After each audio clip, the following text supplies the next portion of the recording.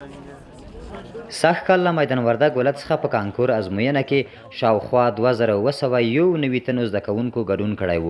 دغه ازموینه په وردګ پوهنتون کې ترسره شوه او دلته ورته کلک امنیتي تدابیر نیول شوي وو.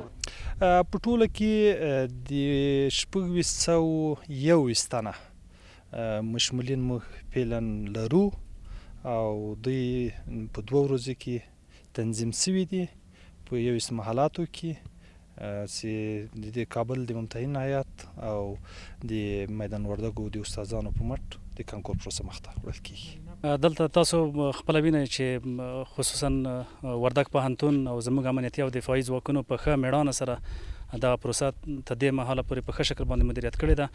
ګډون کوونکي د ازموینې له شفافیت څخه خوښ دي، خو وایي حکومت یې باید پایلې له ځنډ پرته پر خپل وخت اعلان کړي.